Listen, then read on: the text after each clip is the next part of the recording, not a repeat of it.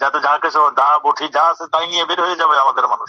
নমস্কার, আমাদের সঙ্গে এই মুহূর্তে টেলিফোনে যুক্ত আছেন বাংলাদেশের সাবেক স্বরাষ্ট্রমন্ত্রী এবং আওয়ামী লীগের শীর্ষ নেতা আসাদুজ্জামান খান কামাল।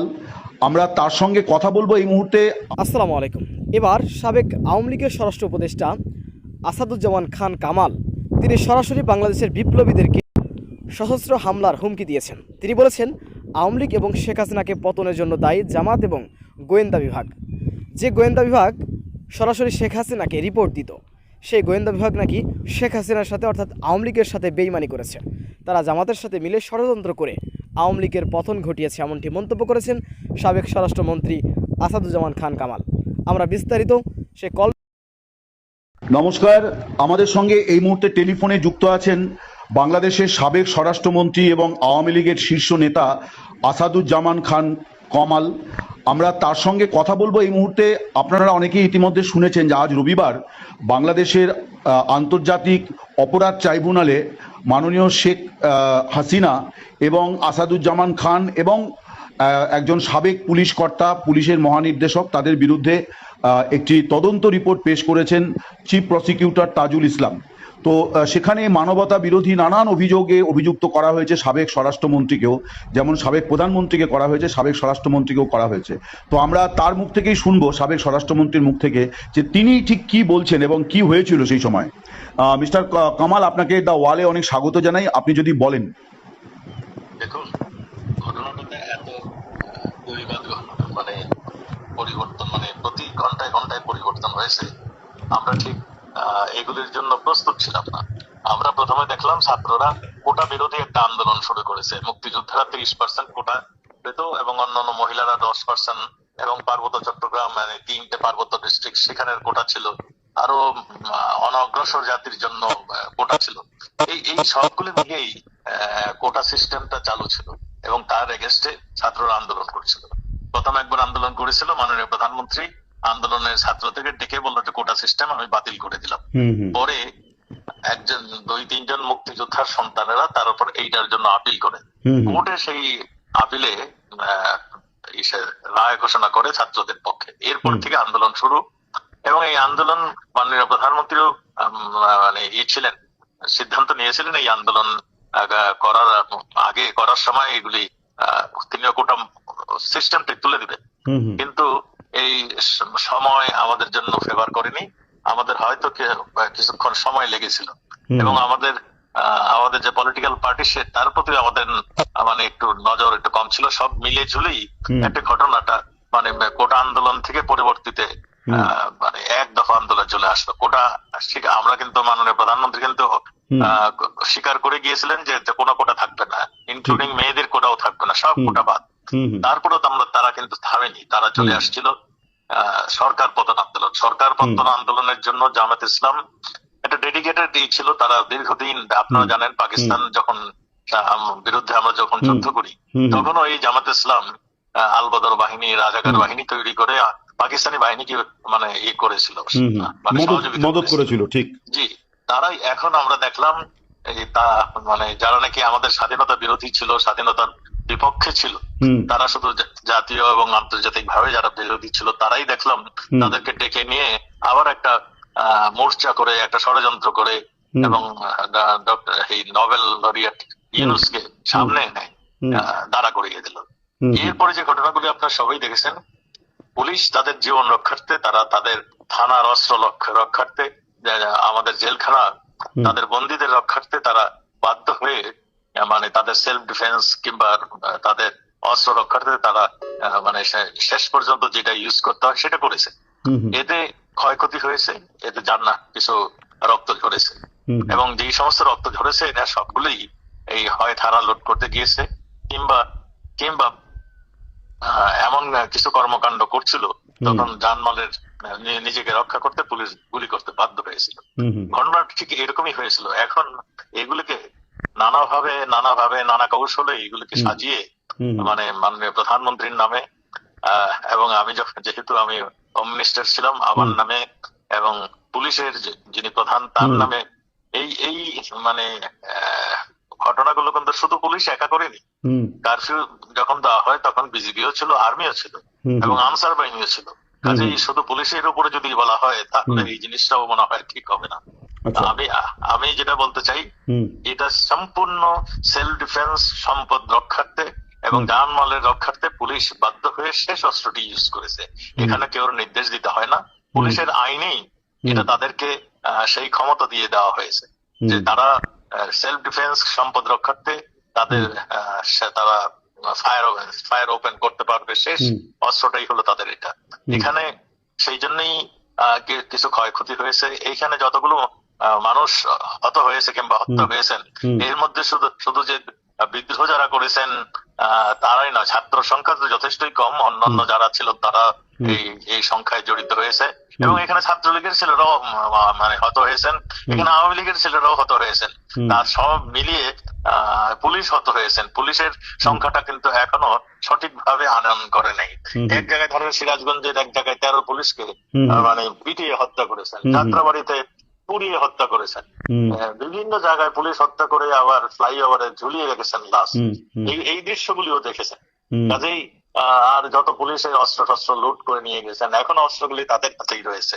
এই সবগুলি মিলে ঝুলেই এই ঘটনা ঘটেছে। এখন কিভাবে আওয়ামী লীগকে দমন করতে হবে, কিভাবে মাননীয় প্রধানমন্ত্রীকে জব্দ করতে হবে, সেই জন্যই এই সমস্ত মামলা অত্যন্ত কৌশলে এই মামলাগুলোকে মানে এবং সেইভাবে ইনকোয়ারি রিপোর্ট গুলি আসছেন। সেখানে আমাদের উকিলকেও যেতে দেওয়া হয় না, আমাদের কেউ ওখানে যেতে দেওয়া হয় না। একটা প্রশ্ন আমি করছি, মানে এতগুলি মানুষ, প্রায় 450-500, মানে যে যদি মূল ফিগারটাকেই ধরি, মানে এত মানুষকে পুলিশ হত্যা করলো, তাহলে পুলিশের কি বা সরকারের তরফে কোনো নির্দেশ? আপনি তো স্বরাষ্ট্রমন্ত্রী ছিলেন, মানে আপনি কোনো নির্দেশ দেননি? আপনি বলছেন আমাদের কোনো নির্দেশ দেওয়ার তো প্রয়োজন হয় না। আচ্ছা, আমাদের পুলিশের উপরে যেই মানে এটা ছিল, আমরা কি ওইখানে যে দাঁড়িয়েছিলাম যে গুলি শুরু করুন, এটা তো যারা অধিনায়ক ব্যাটেল ফিল্ডে তো দেখেন না, আর্মির যে যিনি কমান্ডিং অফিসার তিনি করেন। আমাদের পুলিশ অফিসাররা তাদের ডিউটি পালন করেছেন। তারা প্রথমে হুইসেল বাজিয়েছেন, তারপর ব্যারিকেড দিয়েছেন, তারপরে মানে গ্যাস মেরেছেন, জল কামান দিয়েছে, তারপরে যখন মানে তাদের উপরে যখন গুলি শুরু করেছে, মানে আগুন ধরিয়ে দিচ্ছে, তখন তারা লাস্ট স্টেজ এটা করেছে। আজকে অভিযোগ আর এই 400-500 কথা বলেন, এখানে পুলিশ এখানে আমার জানা মতে এই সংখ্যা অনেক কম। এবং আমিও তদন্ত করে দেখেছি, এক লোক নাম মামলা হয়েছে, সে এসে কোর্টকে জানিয়ে দিচ্ছে যে আমি তো মরিনি। এই ধরনের ঘটনাও আছে। না, রাষ্ট্রসংঘের একটা রিপোর্ট হচ্ছে, সেখানে অবশ্য 1400 লোক হত্যা হয়েছে বলে বলা হচ্ছে আর কি। সেখানে এইগুলির যদি আপনারা তদন্ত করেন, 1400 লোকের নাম ঠিকানা করেন, তাহলে দেখবেন 3 বছর আগে মারা গেছে তারও নাম এখানে রয়েছে। এই সবগুলি হিসাব নিকাশ করার একটা মনে হয় সময় আসছে। কয়জন পুলিশ, কয়জন ছাত্রলীগের মানে আওয়ামী লীগের লোক, কয়জন মানে অন্য দলের লোক মারা গিয়েছে, কিংবা কয়জন ছাত্র মারা গিয়েছে, এই সবগুলির বোধহয় হিসাবের একটা সময় আসছে। আমার এই 1400-1500, আমি তো এক রিপোর্টে দেখছি 3100 পুলিশ আহত হয়েছে। এই সবগুলো নিয়েই একটা বিভ্রান্তিকর পরিস্থিতি সৃষ্টি হয়েছে। তো কাজেই এই সবগুলো নিয়ে একটা কমিশন বসানো উচিত আমি মনে করি। আপনি বলছেন যে একটা বিচার বিভাগীয় কমিশন, যেমন শেখ হাসিনা কমিশন গঠন করেও দিয়েছিলেন, যেটা কন্টিনিউ হয়নি পরবর্তী সময়তে। আপনি বলছেন যে এই সরকারের যদি তাহলে তারা যদি মনে করে তাহলে নিরপেক্ষতা বজায় রাখার জন্য একটা কমিশন গঠন করা উচিত। অবশ্যই আমি তাই তো মনে করি। কারণ পুলিশ বলছে 3100 পুলিশ মারা গেছে, একটা বিদেশি সংবাদপত্রে আমি সেটা দেখেছি। আবার পুলিশ কেউ বলতেছে 500, কেউ বলতেছে 1000, কেউ বলতেছে আবার সরকারি ভাবে বলতেছে আরো কম। আর আমাদের আওয়ামী লীগের নেতা কর্মী যারা মারা গেছে তাদের সংখ্যাও প্রায় 400-500 কম নয়। তারপরে তাদের বাড়িঘর লুণ্ঠন, তাদের ব্যবসা বাণিজ্য পুড়িয়ে দেওয়া, এই সবগুলো তো ক্রাইমের অন্তর্ভুক্ত। আপনারা দেখেছেন 5 তারিখের পরে যে সমস্ত ক্রাইম হয়েছে তাকে ইন্ডিমিনিটি দিয়ে দেওয়া হয়েছে। এই সবগুলি একটা এই কৌশল ছিল, যেটা নাকি মাননীয় প্রধান উপদেষ্টা তিনি পরিষ্কার করে বলেছেন এটা মেটিকুলাস একটা ডিজাইন ছিল, সেই ডিজাইনটাই বাস্তবায়ন করেছেন। এবং আমরা এখন তাই দেখছি, সেই ডিজাইনই একের পর এক আমাদের স্বাধীনতার উপরে আসছে, আমাদের জনগণের স্বার্থের উপরে আসছে, আমাদের দেশের স্বার্থের উপরে আসছে। সেইগুলো আমরা দেখছি এবং আপনারাও দেখছেন। একটা জিনিস বলি, মানে এত বড় একটা ঘটনা ঘটে গেল, হয়তো আচমকাই ঘটলো। আপনি স্বরাষ্ট্রমন্ত্রী ছিলেন, স্বরাষ্ট্র দপ্তরের অনেকগুলি এজেন্সি কাজ করে স্বরাষ্ট্র দপ্তরকে ইনপুট দেওয়ার জন্য। কোনো জায়গা থেকে আপনারা এটা জানতে পারলেন না? তো এটা কি গাফিলতি, নাকি এটাও একটা ষড়যন্ত্র ছিল যে আপনাদের? প্রথম কথা আমি বলে দিই, এনএসআই যেটা ন্যাশনাল সিকিউরিটি হুম হুম ইন্টেলিজেন্স যেটা, হুম হুম সেটা মাননীয় প্রধানমন্ত্রীকে রিপোর্ট করেন। হুম এটা আমাকে রিপোর্ট করেন না। হুম ওনার 7 দিন পরে পরে তারা একটা আমাকে সামারি দেন। হুম হুম সেকেন্ড থিং হলো ডিজিএফআই। হুম ডিজিএফআই সেটাও মাননীয় প্রধানমন্ত্রী এবং প্রধান সেনাপতিকে রিপোর্ট করেন, এবং আমাকে 7 দিন পরে পরে ইম্পর্টেন্ট কিছু হলে আমাকে 7 দিন কিংবা 15 দিন পরে পরে আমাকে এটা রিপোর্ট করে। হুম আমাদের যেটা পুলিশের সেটা এসবি, হুম সেটাও মাননীয় প্রধানমন্ত্রীকে যে রিপোর্ট করতেন, আমাকেও একটা রিপোর্টের কপি পাঠাতেন। হুম হুম তা আমরা এগুলি সবগুলি লক্ষ্য করেছি। এইগুলির ভিতরে তেমন কোনো পূর্বাভাস, এমন কোনো সংকেত সেটা এখানে আমি দেখিনি। হুম আমি যেগুলি দেখেছি, মানে এই ধরনের যে একটা ঘটনা ঘটে যাচ্ছে, একটা বৈদেশিক একটা চক্রান্ত আসছে, হুম একটা টাকার একটা ফ্লো আসছে, হুম কিংবা একটা একটা যেটাকে ডক্টর ইউনূস আমেরিকায় যে হুম পরিচয় করে দিল, এরা হলো ওই যে আমাদের হিজবুত Mastermind. বাহিনীর নেতাকে বললো ইনি হলো মাহফুজ আলমকে উনি মাস্টার মাইন্ড বলেছেন। হ্যাঁ, জি, যে মাস্টার মাইন্ড। এই সবগুলো আমরা আমাদের গোয়েন্দা বাহিনী, আহ, আমি আমি এখানে বলবো তারা ফেল করেছে, নতুবা তারাও ষড়যন্ত্রের শিকারের মধ্যে ছিল। আচ্ছা, মানে এইটা আপনি নিশ্চিত করে বলতে চান না যে তারা ষড়যন্ত্রকারী? আপনি বলছেন যে তারা ফেল করেছে অথবা তারা ষড়যন্ত্রকারী। ফেল করেছে অথবা ষড়যন্ত্রকারী। আচ্ছা, তো এমনি যেহেতু আপনি স্বরাষ্ট্রমন্ত্রী ছিলেন, আপনি কি কোনোভাবে এই পরিস্থিতির কোনো দায় নিচ্ছেন, কোনো মরাল দায় আপনি নিচ্ছেন, যেহেতু আপনি স্বরাষ্ট্রমন্ত্রী ছিলেন এবং পুলিশের বিরুদ্ধে হত্যার অভিযোগ উঠেছে, তো আজকে আপনার বিরুদ্ধেও মানে রিপোর্ট পেশ হলো এবং সম্ভবত নতুন করে গ্রেপ্তারি পরোয়ানাও জারি হবে। সবকিছুই হবে, এরা সবকিছুই চেষ্টা করবে। আমরা দেশটাকে স্বাধীন করেছিলাম, হুম আজকে আমরা সেই পরাজিত সৈনিকরা আবার দেশ দখল করেছে, এটি হলো সবচেয়ে বড় কথা। এবং হুম তারা কি করবে, আমরা যুদ্ধাপরাধীদের ফাঁসি দিয়েছি, এখন আমরা যারা যুদ্ধ করেছি তাদেরকে ফাঁসি দিবে, এইটাই তো তাদের প্ল্যান, তাদের প্রোগ্রাম এইটা, এবং সেই জন্যই তারা তৈরি হচ্ছে। এখন আপনারাই লক্ষ্য করবেন, আমরা যারা মুক্তিযোদ্ধা আমাদেরকে একে একে ফাঁসি দিবে, সেই রকমই তারা প্রস্তুতি নিচ্ছে। তো মানে আপনারা মুক্তিযুদ্ধ করে একটা দেশ তৈরি করেছিলেন, মানে যেটা বিরল একটি ঘটনা পৃথিবীতে, যে একটা জাতি রাষ্ট্র গঠন ভাষার ভিত্তিতে। তো আমার বক্তব্য হচ্ছে যে আজকে যখন আপনারা বলছেন যে যুদ্ধবিরোধীদের হাতে দেশ চলে গিয়েছে, তো এবং সম্প্রতি আওয়ামী লীগের কার্যকলাপ নিষিদ্ধ ঘোষণা করা হয়েছে, এবং আজকে তাজুল ইসলাম চিফ প্রসিকিউটর তিনি যে রিপোর্ট পেশ করেছেন সেখানে তিনি ট্রাইব্যুনালের কাছে আর্জি করেছেন যে আওয়ামী লীগের এই কার্যকলাপটাকে নিষিদ্ধ ঘোষণা করা, কারণ এগুলো সবই নাশকতামূলক কাজ। তো সম্ভবতই বোঝা যাচ্ছে যে আওয়ামী লীগ হয়তো নিষিদ্ধ হয়ে যাওয়ার সম্ভাবনাও হয়তো আগামী দিনে প্রকট হবে। তো আওয়ামী লীগ কিভাবে ঘুরে দাঁড়াবে সেক্ষেত্রে? মানে গণতান্ত্রিক পদ্ধতিতে আন্দোলনের তো কোনো রাস্তা দেখা যাচ্ছে না। এটা দেখুন, মুক্তিযুদ্ধ তো কেউ বলে দিতে হয়নি। ঠিক। বঙ্গবন্ধু ডিফারেন্সটা ধরিয়ে দিয়েছে। হুম তিনি প্রথম 6 দফা ডাক দিয়েছিলেন। হুম 6 দফা ডাক দেওয়ার পরে তিনি স্টেপ বাই স্টেপ তিনি গণতন্ত্রের পথে ধরেই এগিয়েছিলেন। হুম তিনি সংখ্যাগরিষ্ঠ হয়ে তাকে তার ক্ষমতা দেওয়া হলো না, তারপরে তার বাধ্যতে স্বাধীনতার ডাক দিয়েছিলেন। হুম হুম আমাদের দেশে যা শুরু হচ্ছে, হুম কাজেই আমাদেরকেও সেই দিকেই ঠেলে নিয়ে যাচ্ছে।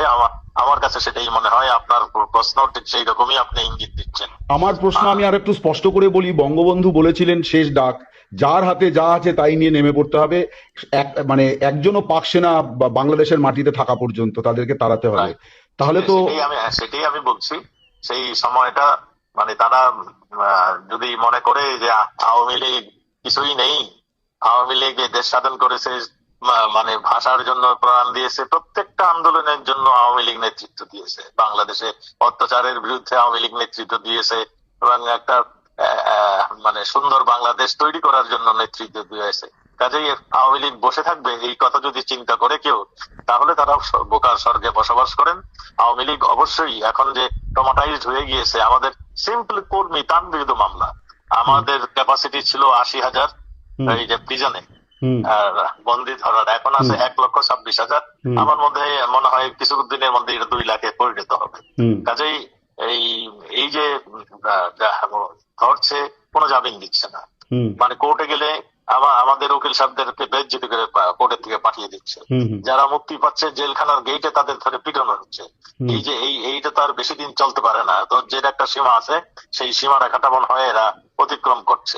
কাজেই আপনি যেগুলি বলছেন, আমরা বঙ্গবন্ধুর সৈনিক, বঙ্গবন্ধু দেশকে স্বাধীন করে গেছে, এদেশের মানুষ এখনো ভুলে নাই। কাজেই আমি মনে করি এদেশের মানুষ ঘুরে দাঁড়াবে। আর মানে আপনি যা বলছেন পরিস্থিতি যে জায়গায় গেছে এবং আপনি যা কমিটমেন্টের কথা বলছেন, তাতে তো আরেকটা মানে অস্ত্র হাতে গেরিলা যুদ্ধের দিকে এগোচ্ছে। এখন তাদের হাতে যে সমস্ত অস্ত্র রয়েছে, এগুলি যদি আমাদের এই নিরাপত্তা বাহিনী বলুন, আমাদের সামরিক বাহিনী বলুন, এরা যদি কালেকশন না করে, তাহলে তো আমরা যখনই আমরা ঘরের থেকে বেরোবো তারা গুলি করবে। তো কাজেই এখন প্রশ্নই আসে, তাহলে কি আমরা বসে থাকবো? আমাদের হাতে ওই যে বঙ্গবন্ধু বলছিলেন, যাতে যা কিছু দা বঠি যা আছে তাই নিয়ে বের হয়ে যাবে আমাদের মানুষ। তার মানে আপনি বলছেন যে দেশকে মুক্ত করার জন্য আওয়ামী লীগ আরেকটা মুক্তি সংগ্রাম করতে আমি এটা এখনো বলি নাই, আমরা এখনো ধৈর্য ধরে আছি। আমরা শেষ মুহূর্তে বঙ্গবন্ধু যেমন ধাপের পর ধাপ আন্দোলনকে এগিয়ে নিয়ে গিয়েছিলেন, আমরাও ঠিক সেই রকম ভাবে আমরা শেষ মুহূর্ত পর্যন্ত আমরা অপেক্ষা করছি। আমরা তারপরে আমরা বসে থাকবো না। ওই বঙ্গবন্ধু আমাদের শিখিয়েছে, রক্ত যখন দিয়েছি আরো দিব, এই দেশকে মুক্ত করে সারবো ইনশাআল্লাহ। 7ই মার্চের ভাষণ, জি আপনাদের সেটাই এখন পাথেয় আপনি বলছেন। জি ভাই। আপনি একটা কথা বলছিলেন যে আপনাদের আইনজীবীদের দাঁড়াতে দেওয়া হচ্ছে না, আপনারা কি এই বিচার ব্যবস্থাকে গ্রহণ করছেন না বর্জন করছেন? আমি যেখানেই যাচ্ছি সেখানেই আপনাদের মতন সাংবাদিকদের অন্য কোনো বিদেশি নাগরিকদের দেখা হলে আমি এইটাই রিকোয়েস্ট করি, আমাদের জন্য যদি কিছু আপনাদের করণীয় থাকে, আমাদের জুডিশিয়ারি সিস্টেমটাকে নিউট্রালাইজ করে দিন। জুডিশিয়ারি সিস্টেমে যে আমাদের মানুষগুলো বিচার পায় সেই ব্যবস্থাটা করুন। এই ট্রাইব্যুনালকে কি আপনারা গ্রহণ করছেন না বর্জন করছেন? এই যে ট্রাইব্যুনালের আমরা বিচার অবশ্যই বর্জন করছি। আমরা সেই জন্যই তো বলছি, জুডিশিয়ারি সিস্টেমটা করাপ্ট হয়ে গিয়েছে, একপেশে হয়ে গেছে, দুর্নীতিবাজ হয়ে গিয়েছে। মানে জজ সাহেবরা মানে ওই ইঙ্গিত না পেলে কলম ধরেন না, ইঙ্গিত পেলেই কলম ধরেন, আর না হলে বসেই থাকেন। আপনারা নিজেরও যে লক্ষ্য করেছেন নিশ্চয়ই, কোন সাংবাদিক কোনো কথা বলতে পারে? কোন সাংবাদিক এখন পর্যন্ত এই সরকারের ভিতরে কোনো কথা বলেছে? কাজেই এগুলো সবই আপনারা দেখেছেন। বেশ, অনেক ধন্যবাদ আপনাকে, আপনি ভালো থাকুন। আমি আচ্ছা, আপনিও ভালো থাকুন। ঠিক। আমাদের সবারই হয়েছে মুশকিল। এরা এতই ভয়ানক, এরা এতই নৃশংস। এই ধরেন আমাদের এই যে আমি ইন্টারভিউ দিলাম, দেখেন না, আমার বন্ধু বান্ধব পরিচিত আত্মীয় স্বজনের বিরুদ্ধে এইটার জন্য তারা আবার নতুন করে ষড়যন্ত্র শুরু করবে। যাই হোক, হ্যাঁ সেটা হয়তো হবে, কারণ বেশ কিছু ঘটনায় সেটা দেখাও গেছে। তো দেখা যাক, জেলখানা উপচে পড়লে হয়তো জেলের প্রাচীর ভেঙে গিয়ে আবার বন্দীরা মুক্ত হয়ে যেতে পারেন, সেটাও হতে পারে। হ্যাঁ, আরেকটা মজার খবর আমি আপনাকে বলি। আমি শুনতেছি সুব্রত বাইন একটা নাম করা টেরোরিস্ট ছিল, মোল্লা মাসুদ একটা নাম করা টেরোরিস্ট ছিল। আমরা তাদেরকে ধরেছি এবং ভারত সরকার সুব্রত বাইনকে ধরেছিল। এই সুব্রত বাইন কে ওই যে আমাদের সঙ্গে বন্দি বিনিময়ের চুক্তি ছিল ভারতের, তারা আমাদেরকে দিয়ে দিয়েছিল। সুব্রত বাইন জেলখানায় ছিল, মোল্লা মাসুদ জেলখানায় ছিল। এইখানে গিয়াসউদ্দিন আল মামুন, তারেক জিয়ার যিনি বন্ধু, তিনি যখন জেলখানা থেকে বের হয়ে গেলেন, তখন এদেরকে কাজে লাগিয়েছিলেন। এদের জন্য সৈন্য সামন্ত যারা ছিল তাদেরকে কাজে লাগিয়েছিলেন তিনি, এবং ওয়াদা করেছিলেন তিনি বের হওয়ার সময় এদেরকে নিয়ে যাবেন।